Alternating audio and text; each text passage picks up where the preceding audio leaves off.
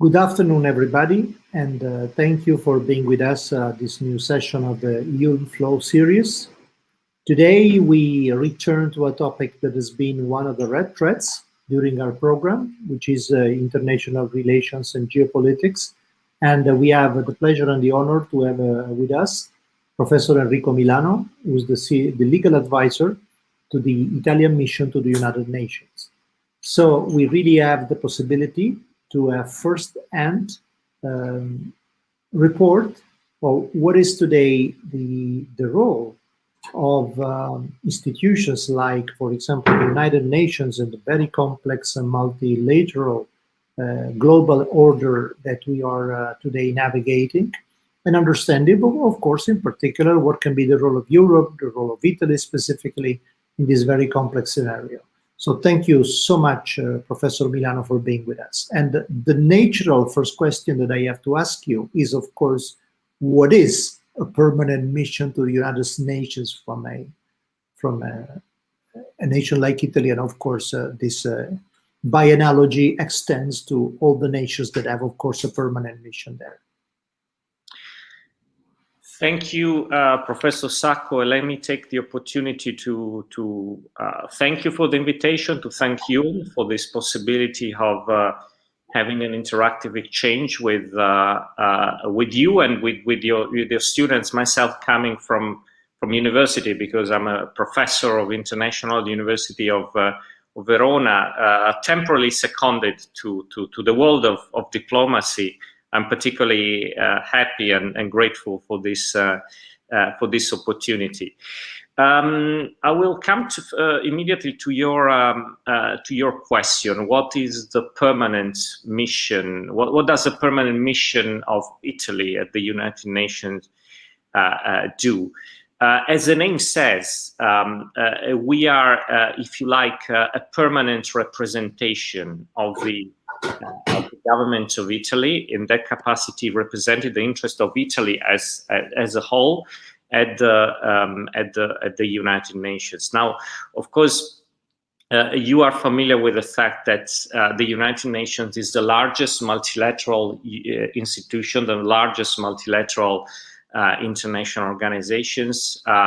It's a universal organization having 193 member states being represented. So basically, the totality of the international community is there represented, and Italy is of course represented through its own permanent mission. We are, if you like, a permanent office, an office made of about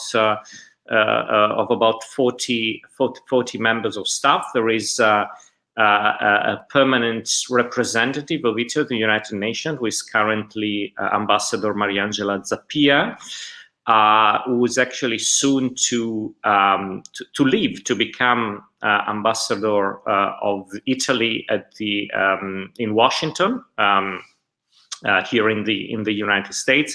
This is, of course, a news of particular relevance because Ambassador Zappia has been the first ambassador of Italy, woman ambassador of Italy to the United Nations, and she's going to be the first woman ambassador of Italy to the United States. And that, of course, it's an important signal that also Italy is sending in terms of promotion of gender parity, of gender balance at its highest levels.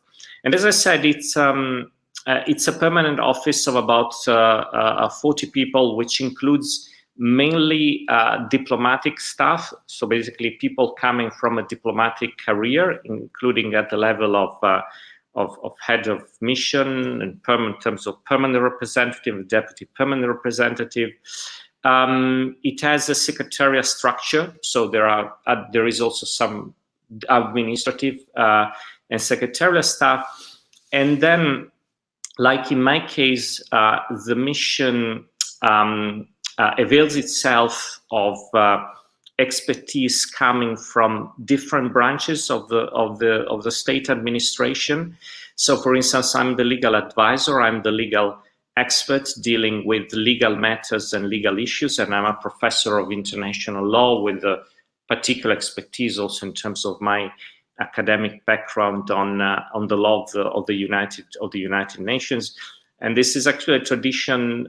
I think it is a good tradition that Italy has had since the 1980s. I've had quite important and illustrious predecessors that have come before me.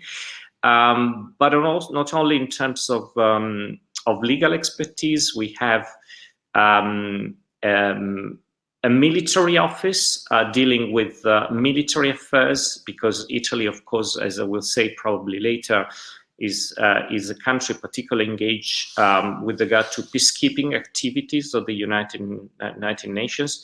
So we have two military officers which are composing the military office here at the permanent mission, and we also have experts coming from the judiciary. A magistrate coming from the judiciary, and also a general coming from the finanza, dealing with issues related to counterterrorism, illegal traffics, and these types of activities in which the United Nations is also engaged. So it's of course a very interesting environment in which to work, in which to engage. As said, many diplomats coming from very different experience, different postings.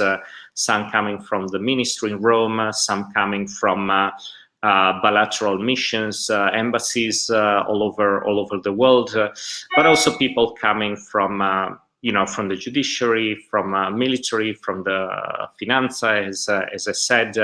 So I'm particularly happy and honored, and it's of course a very stimulating activity, the one I'm engaged here at the United Nations. Now, of course, Italy is a relatively big country. We are in the G7. But it's not only a question of size and influence and economic weight. It's also, as you probably know, a question of our multilateral vocations being entrenched in our constitutional order. I mean, if you look at Articles 10 and 11 of our 1948 Constitution, you see that strong vocation that was inscribed, if you like, in our constitutional DNA for multilateralism and for promotion of international organizations which are there to foster international peace and security. And of course, the United Nations is the main multilateral forum in this respect. So, of course, the investment of Italy and the Italian government in the permanent mission is a considerable investment, and of course, our investment in the UN system is a considerable investment. So, I hope I have given you a few hints at what the permanent mission is and who it composes the permanent mission, and yeah, I'll leave it to you. Indeed, and it's impressive how complex a set of different competencies and perspectives are engaged in this. So it must be really subtle, I think, to design a coordinated action on so many different dimensions at the same time. So we're really speaking about substantial issues of multilateral complex governance. But speaking of governance, at that point, of course, United Nations themselves, as you already hinted at, are, for example, today engaged in very complex global issues like peacekeeping. But United Nations have a longer trouble history. And we know that in some sense also the struggles of the United Nations reflect the struggles of international politics and international relations. How has the role of the United Nations evolved, and how could we today consider the United Nations? What is their actual role in the complex global scenario that we are facing? Yes, thank you, Professor Sacco. This is a very a very interesting question that you that you posed. The United Nations has a very long history dating back, as we know, to 1940 to 1945. It has had its lows and it has had its highs. It is a very important organization, I think, nowadays, and it continues to be a very important organization playing a crucial role, because I would like to underline the fact that in an increasingly heterogeneous international society, international community, I mean, if you think about the United Nations in 1945, the number of states was much lower than the one we have today, and to a certain extent, the word was a simpler word, because for the whole period of the Cold War, the international community was divided into blocks. You know, the pro-Western, pro-US bloc, and the Soviet communist and socialist bloc. And nowadays, with the collapse of the Berlin Wall and with the end of the Cold War, the world has become much more complex and much more heterogeneous. So, if you ask me, what are the main actors and what are the main groups which represent significant political constituency within the UN system? You'd make me a very difficult question, you know, because the groups are many. They sometimes overlap in terms of agenda. Sometimes they have different agendas. Some are new. Some they bring forward new agendas. Some are older groups coming back to the period of the 1960s, 1970s, 1980s. So it is a very complex international organization with many political interests and agendas at stake. But what I can say is that the United Nations still remains the main multilateral forum where states and international community as a whole, so not only states but also international organizations, also the civil society, can speak, can interact, can enter into a constructive dialogue. Very often with difficult discussions, with difficult conversations, coming, you know, from very different standpoints and points of views, and not always the solution is there, you know, ready to be reached. But at the same time, it is something we cannot do without, because it's really the place where member states meet, where there is a genuine attempt to bridge gaps. So I think in that sense, the United Nations still remains a fundamental pillar of the international community, how it was built during Second World War. And the fact that they're still there after 75 years, I think it means something. In terms of agenda that is promoted and pushed forward by the United Nations, I think an important role has always been playing, and even more is played probably nowadays with such a heterogeneous context, by the Secretary General. You know that Secretary General Guterres has just finished, is about to finish his first mandate. He has run for re-election. He's going to be re-elected, and I also, on a more personal level, I think this is a good news. And I think Secretary General Guterres has brought forward and promoted a clear agenda for peace and security, for maintaining peace and security, for promoting the Agenda 2030 Sustainable Development Goals. This is a very important document that was adopted in 2015. And also, I think he has been very, very vocal and very proactive in promoting the agenda on human rights. This is also a very important aspect of his work.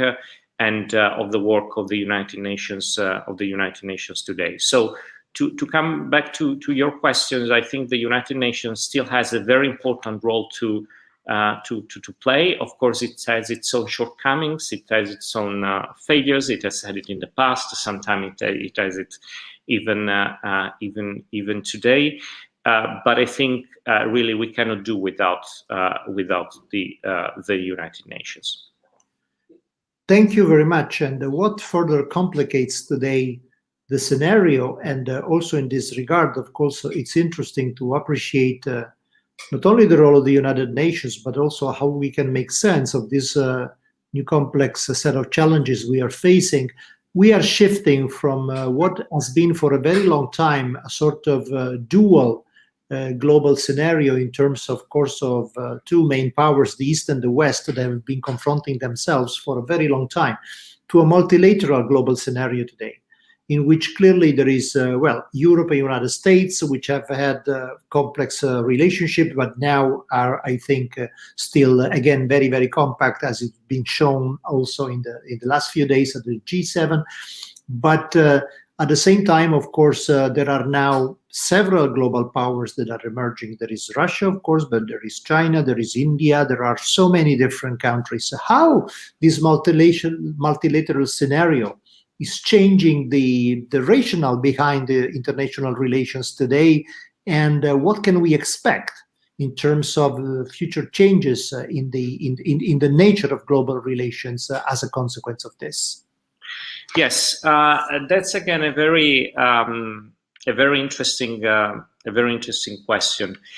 I think here that there are at stake two main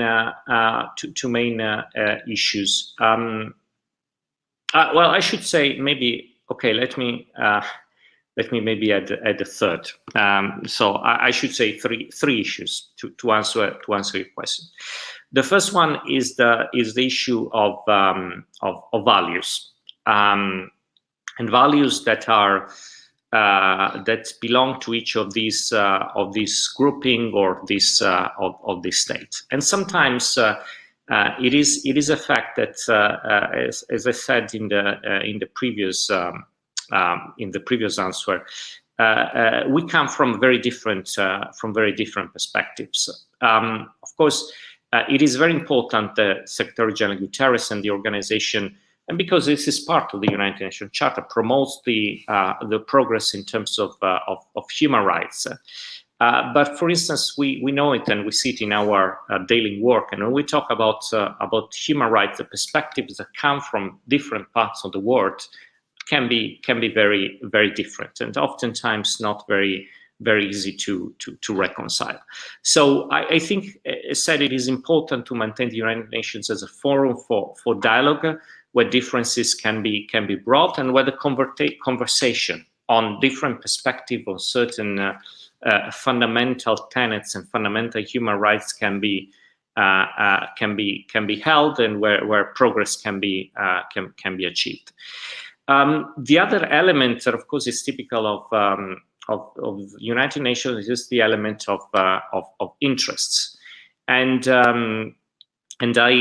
I think that here the discussion and conversation on interest is one conversation can also be conducted at the level of United Nations. Of course, it happens also in other different fora. It happens at a bilateral level. It happens in regional organizations. It happens in the G7. It happens in the G20. But I think here again, the United Nations is an important element to balance the possible and potential contrast and divergences on interest with the discourse on global concerns, on global priorities. And here I bring in the third element. And of course, if you look at the discussions going on, and of course you mentioned the latest discussions that have taken place in Cornwall in Britain in the context of the G7, Of course, when you see the relationship with China, I'm not an expert on bilateral relations with China, but to give you an example of how these elements come into play, you see that it's a relationship which is characterized by divergences on certain core common values, which are still there. Of course, there are divergences on interests. They're geopolitical, but of course, they are also in particular related to trade relations, on how we conceive trade relations. But of course, there are also global concerns that do not belong to the single state or to the single grouping.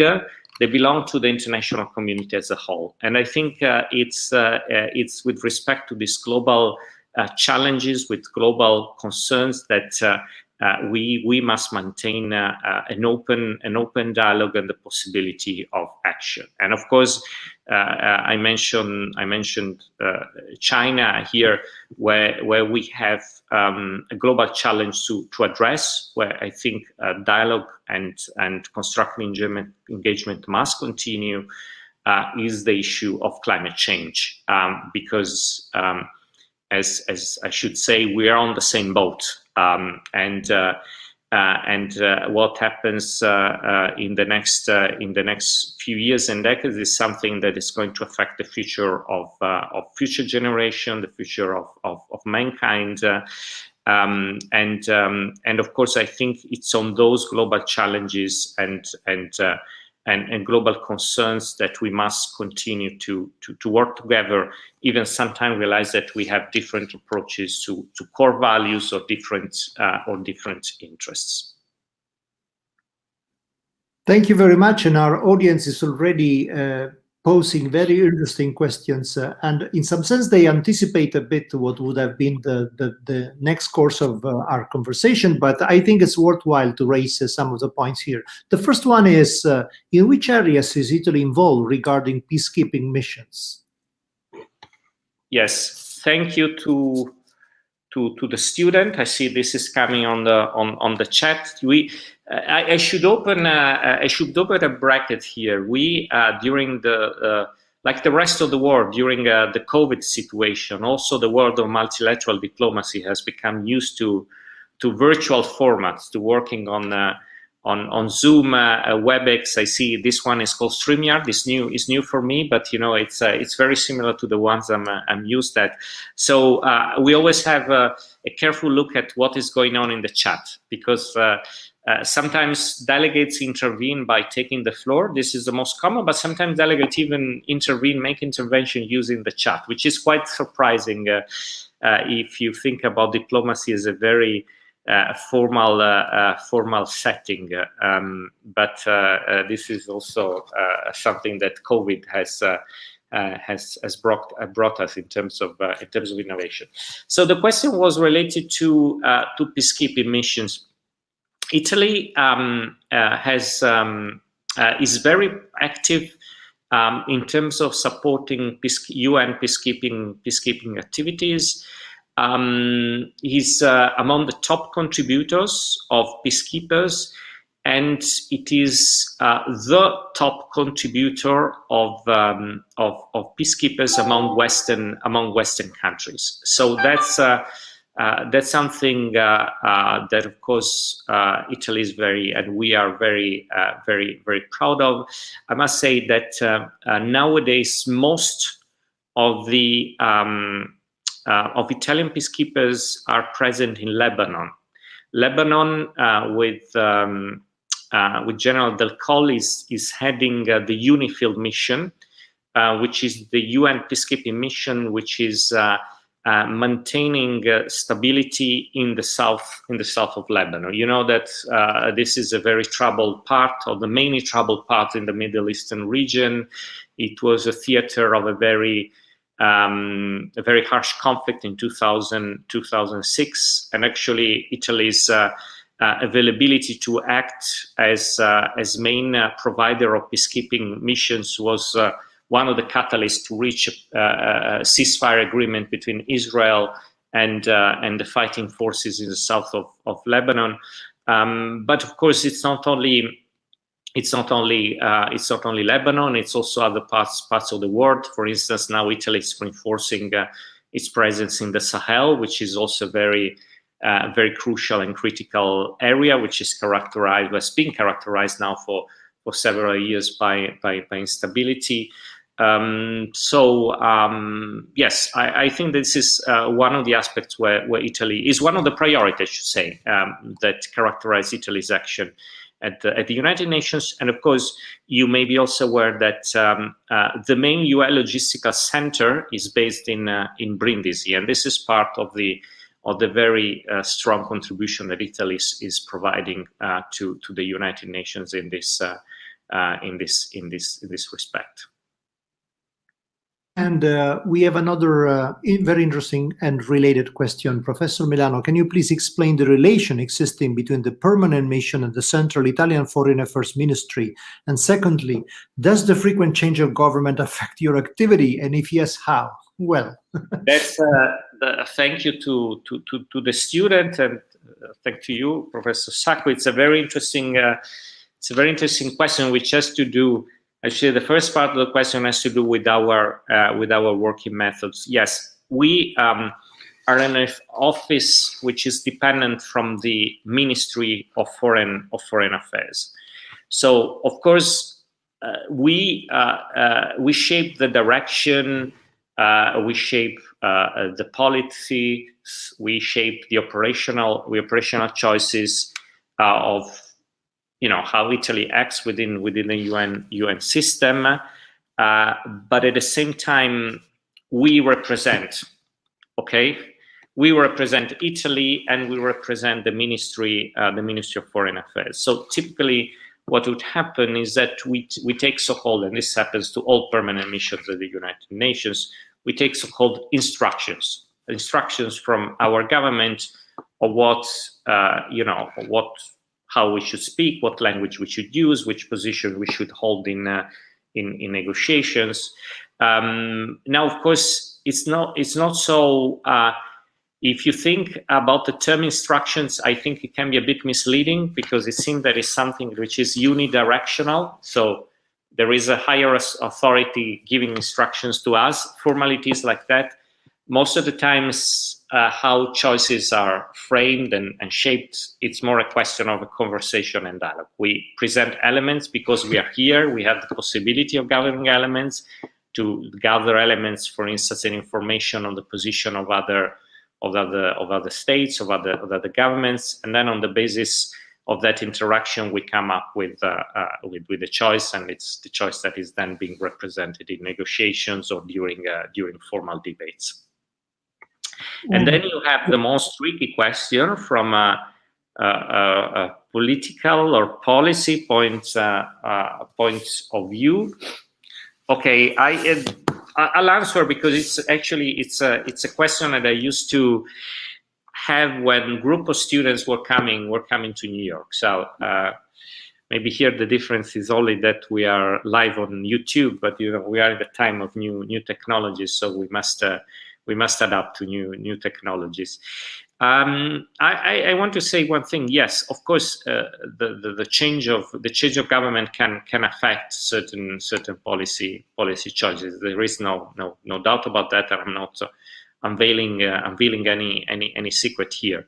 At the same time, what I always say to people when they pose me this question is that is to go back to what I said at the beginning, that the commitment of Italy to multilateralism is not a question of the color of a government, whether it's red, it's yellow, whether it's green, whether it's when the different combinations of color, but it's a commitment which is really inscribed in our constitution. So it's not something that we can renounce on the basis of a different government coming to power. And I think this is always very, very clear in the minds of everyone here, and of course even more in the mind of the head of mission. And so yes, there are certain policy changes on certain issues, but the commitment to the UN, to multilateralism, is always there. And there is another question that, again, goes, I think, on similar lines. From a communication point of view, which do you think are the most challenging tasks for the Italian permanent mission? Okay, this is a question. I'm afraid I'm not the most competent person, and I'm that is able to answer. You know, because I'm not a communication expert. We have a communication expert. This also tells much about the importance of communication in today's world and in today's diplomacy. Who is a diplomat? So she's the one who should answer this question. But of course, what I can tell you, this communication is extremely important. We are on social media, but also apart from the new forms of communication, what I want to tell you and what I want to share with students, that at the end, diplomacy is a form of communication.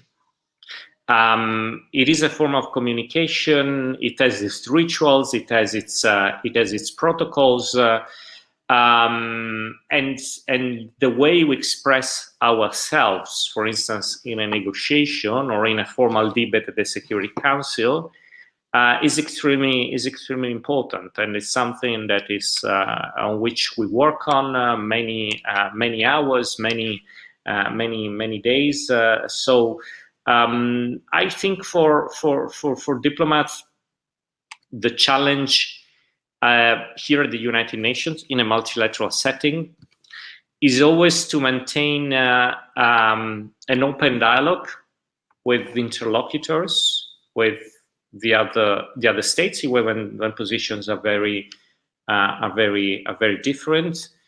Try to be constructive, always forward-looking in terms of trying to seek a solution, but at the same time being very clear on what is our position, where we come from, and of course whether we have room for maneuver in terms of developments or finding a common ground.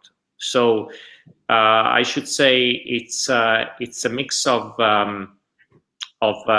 constructive engagement, of allowing room for constructive engagement, but at the same time being very clear on our national positions on certain issues. And undoubtedly, the digital environment in which we live today is really changing in some sense. The nature of the game for diplomacy. We simply have to think of the role that prominent politicians are doing all over the world. For example, of social media. Sometimes this has really become a very delicate matter. So this, of course, has to do with communication, but also has to do with strategy. So this short circuit in which there is less and less mediation, sometimes at least, from the positions of political leaders to the actual propagation of these positions through social media. How is this changing also the nature of the role of, for example, legal advisors working in this very complex scenario, like yourself? Yes, this is another very interesting question. Of course, what I can say is that we work on a parallel track. Okay, of course, it's a parallel track which gives full consideration to what it is considering in the political track. So we are very up to date with what is going on in the political arena. What I can say is that oftentimes the social media, I think, everywhere in the world, are used by politicians to address a national audience. In our case, of course, we have the advantage or disadvantage, depending on the point of view of the language. So, if politician X sends a Twitter, it is going to be in Italian.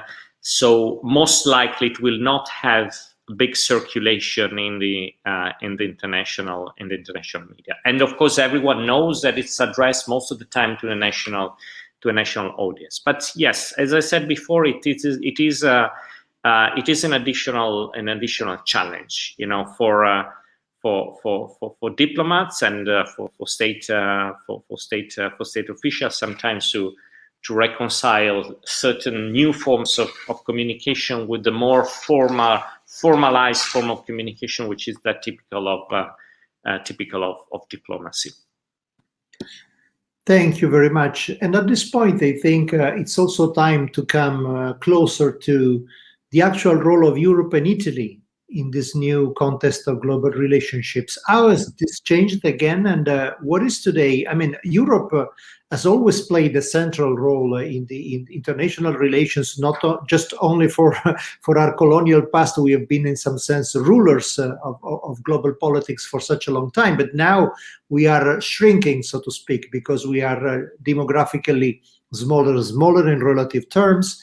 And also, of course, in terms of political and military influence, the role of Europe is changing also because among the superpowers, Europe is the only one that is divided into so many sub-superpowers. So how do you see the role of Europe in this context, and prospectively of Italy, that among the superpowers is also one that today is even more shrinking in terms of relative size and influence? So what can be the future role of Italy in international relations? Yes, thank you for the question. Another stimulating question. The role of Europe. I can give you my perspective from here, from New York, from the United Nations. I think Europe is an important and is increasingly an important actor within the UN system, because it is made of 27 member states. Which are very important and influential from a political and economic point of view. Of course, we see the emergence of new powers, but at the same time, the fact that you speak with one voice representing 27 member states always adds to the influence and importance of that voice. Of course, Europe, as you said, can speak with one voice, but the foreign common policy is always the outcome of an intergovernmental process, as you know. We haven't had some sort of supranational integration like we have had in economic or trade matters. So when we speak on issues of foreign policy and negotiations here at the UN, it has to be a consensus among the 27.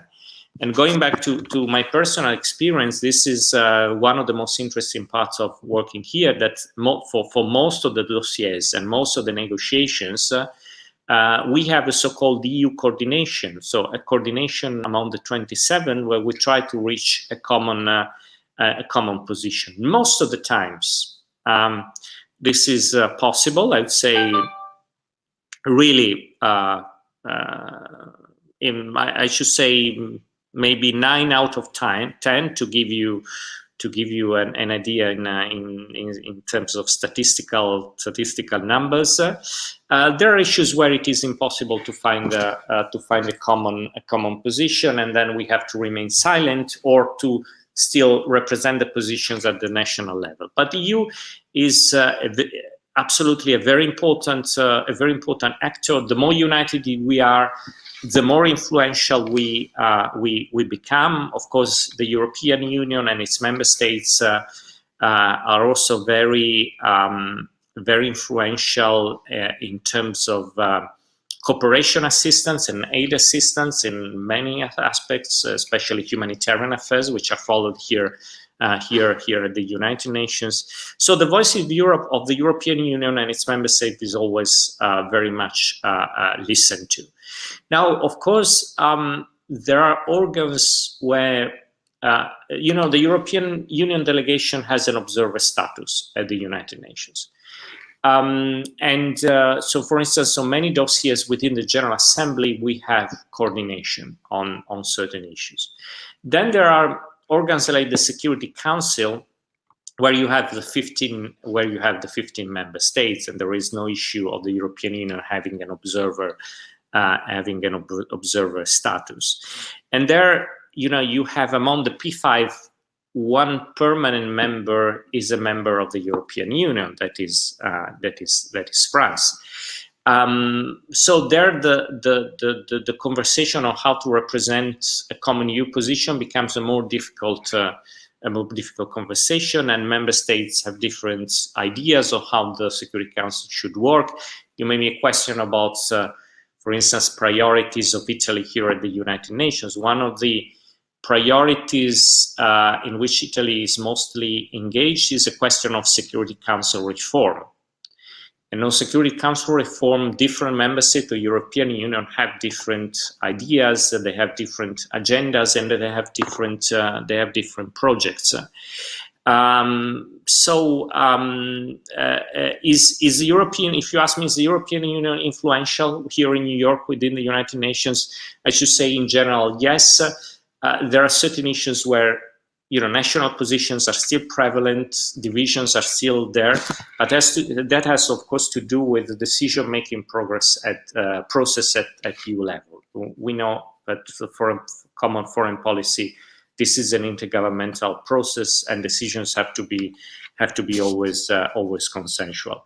But certainly, three aspects where I think the influence of Europe is particularly relevant here at the UN is the idea, first of all, of the development of the rule-based international order.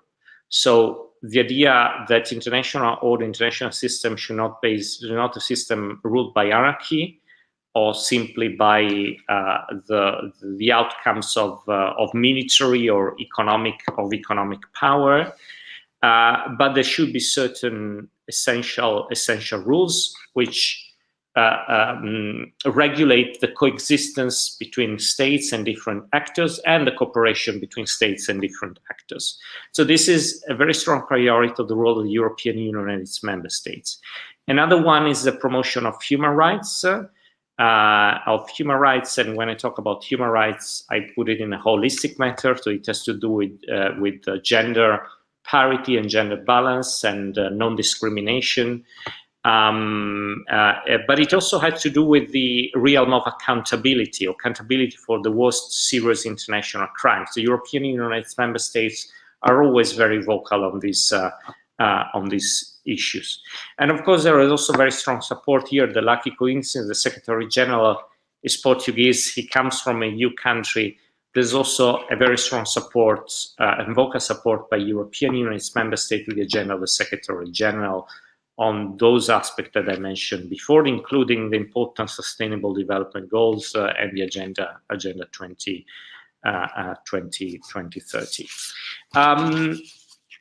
Italy, on certain issues, has its own national positions, but these are issues where there is no EU position. I mentioned the question of Security Council reform. Italy is coordinating and heading a group which is called Uniting for Consensus.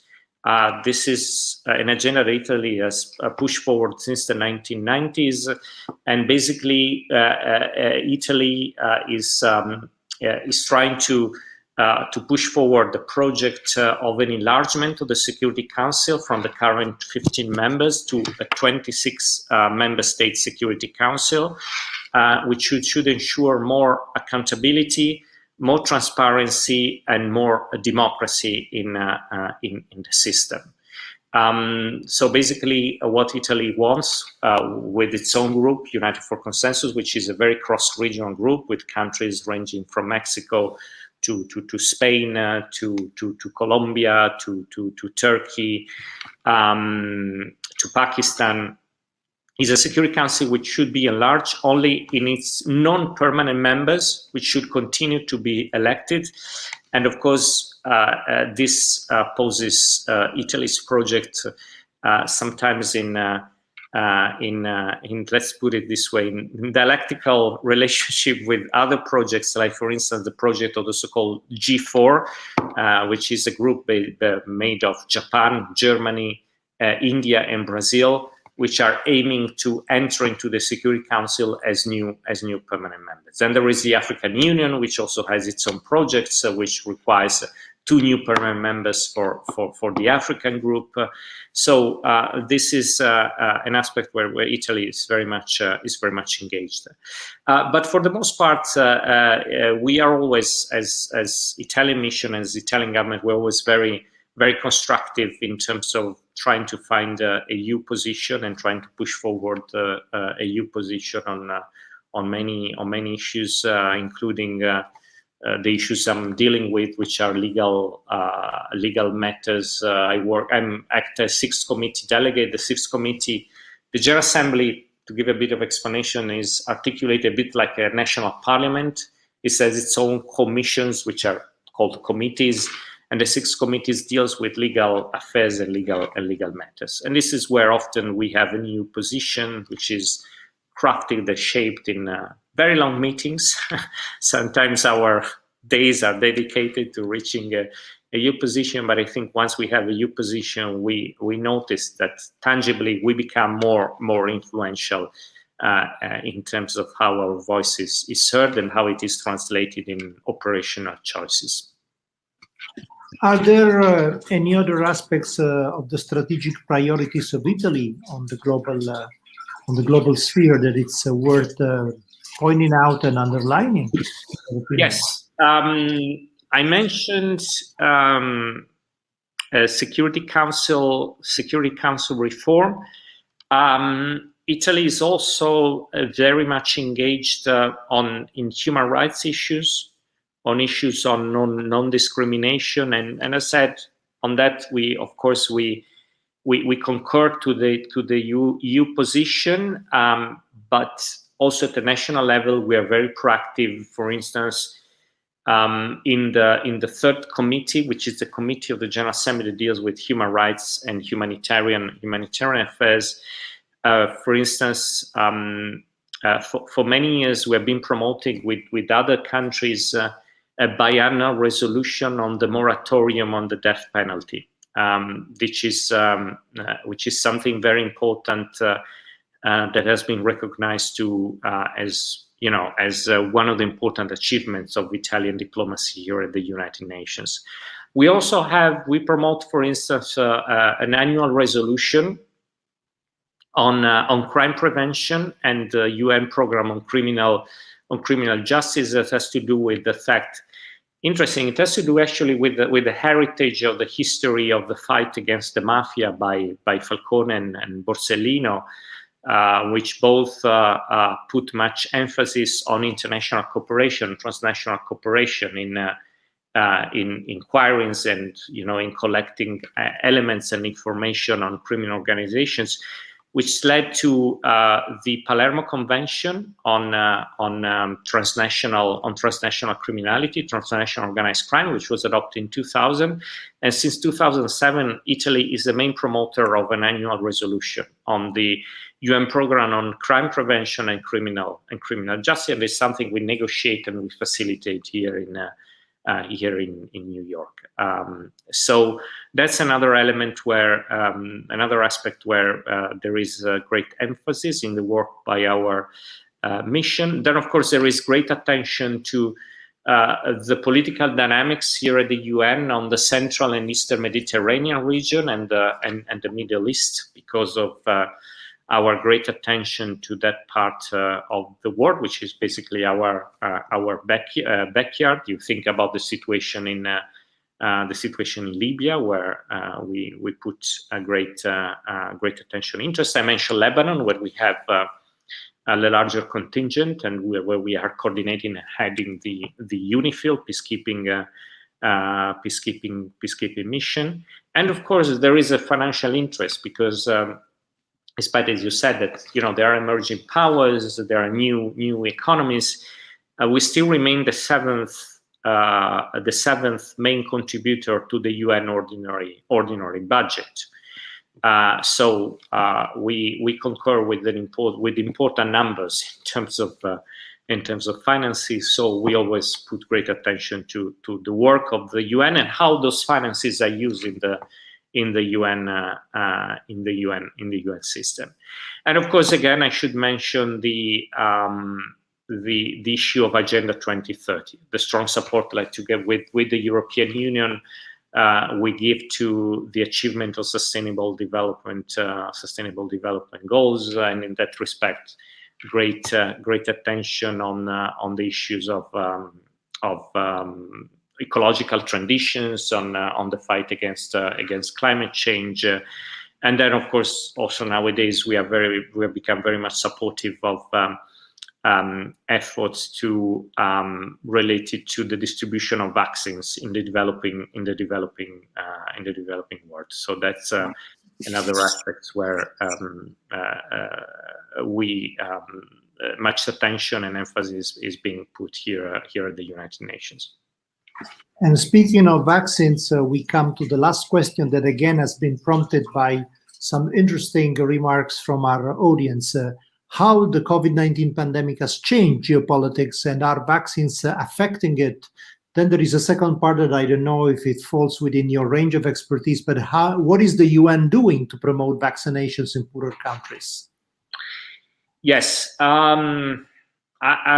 this is broadly speaking, it has to do with my presence here in New York and what I see happening and occurring now. The first one is a very complex question: how the COVID-19 has changed geopolitics, and how our vaccine is affecting it. Now, of course, we know that there is an important geopolitical dimension to that. I think one of the drivers of the previous U.S. administration's decision in withdrawing from the World Health Organization was also related to the COVID-19 crisis, and that then, according to previous administration, not enough had been done to prevent the spread of the coronavirus worldwide. So certainly now, I say fortunately, the decision has been reversed, and the U.S. has entered again the World Health Organization. This is good news for everyone. But of course, yes, it has changed. It has changed geopolitics.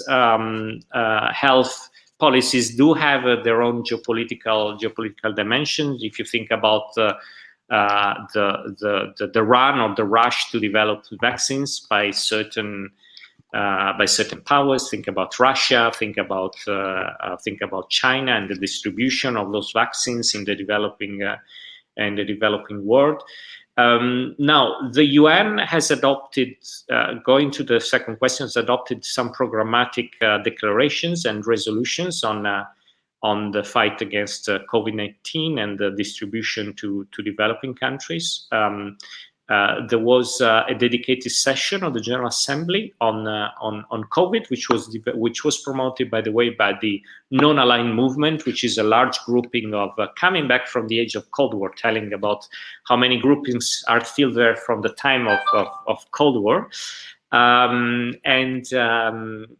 trying to pushing for an agenda whereby vaccines are distributed. So there is a fair and equal access to vaccinations, but I think here, of course, these are very important declarations and documents.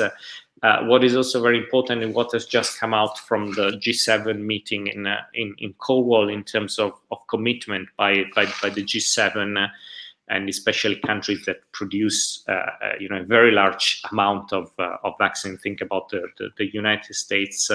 In distributing these vaccines also to the developing world, because of course we realized, like we sit with climate change and now we sit with COVID, how interdependent we have become, and having mass vaccinations in Italy can be sort out the solution for some time, but it's not the definite solution if COVID or new variants of COVID continues to run unimpeded in say in our backyard. And the North Africa is our backyard, but also Asia is very close, and we've seen it from COVID-19 how easily it got to Europe and to Italy. Yes, I think there are some good news. There are some good news there. Not only for us, and of course we are on the right track, but also from the developing world, for the international community as a whole. And thank you so much for this positive note, because in such a complex moment we need some room for optimism and forward-looking changes that really, in some sense, this pandemic is really testing the myopia that we have had as humans in the global management, not simply of this planet, but really of the social political relationships in this planet. So sometimes we need to learn the hard way, but it's important that we learn, and that's the message. Thank you very much. And I mean, it's surprising because it seems we have just started, but the hour has already passed, so it's time for a wrap up. And I'm really thankful to Professor Milano, because in this very short amount of time, we have had an incredibly dense discussion with so many informations. I personally improved substantially my understanding of so many aspects of multilateral relations and functioning of the United Nations, sorry. And I'm sure that for our audience, this has been as well an extremely useful and inspirational talk. So thank you so much. And we, of course, will welcome you in the next sessions of our IULM FLOW program. Thank you very much, and bye-bye to everybody. Thank you. Thank you to everyone, and thank you to you, Professor Sacco. Thanks. Bye-bye.